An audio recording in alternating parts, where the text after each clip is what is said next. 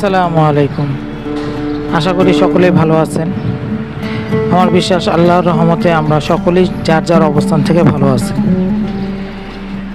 আজকে আমি কথা বলতেছি বোরখা নিয়ে। বোরখা ইসলামিক ভাষায় বলতে যেটাকে বোঝায় সেটা হলো একটা নারীত্বকে রক্ষা করার জন্য সে আভ্রুভাবে থাকে এবং সে পর্দার তার আব্রুকে রক্ষা করে। এটাই আমি সাধারণতভাবে বোরখা বুঝি বা বোরখা বলে এটাকে। তো একজন মহিলা যখন পুরুষ মহল থেকে নিজেকে আড়ালে রাখার জন্য যে আলখাল্লা পোশাক ব্যবহার করে তাকে বোরখা বলা হয়। কিন্তু বর্তমানে আমরা যেটাকে বোরখা দেখছি বা যেটাকে আমরা বোরখা মনে করি সেটা কি আদৌ বোরখা নাকি এটা ফ্যাশন?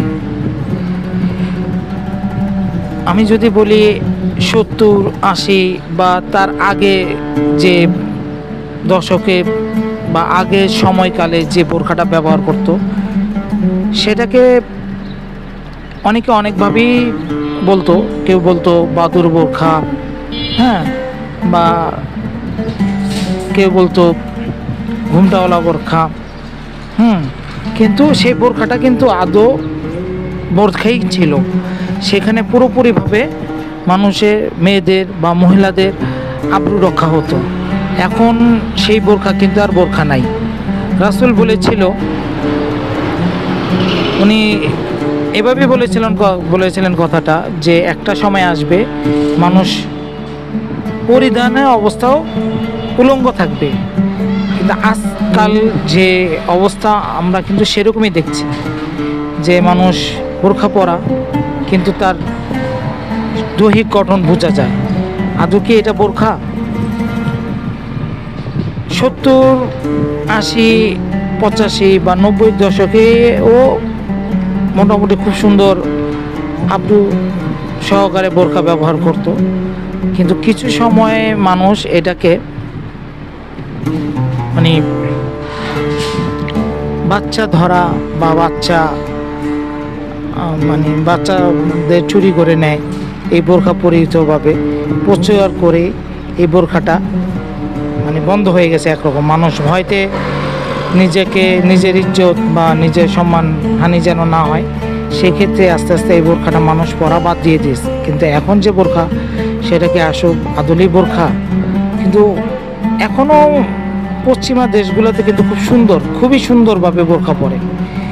আপনি দেখলে অবাক হয়ে যাবেন যে পশ্চিমারা আমাদের চাইতে অনেক সুন্দর, অনেক ভালোভাবে পশ্চিমা মুসলিমগুলা পর্দা করে আসছে।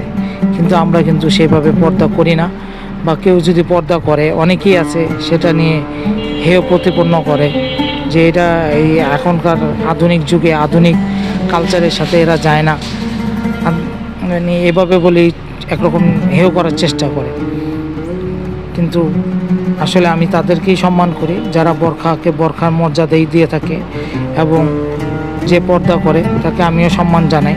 এবং বোরখাগুলা এভাবেই হওয়া উচিত আমি মনে করি যে বোরখা করলে মহিলাদের বা মেয়েদের বা আমাদের মা বোন খালা চাচি সবারই তাদের আব্রু রক্ষা হয়।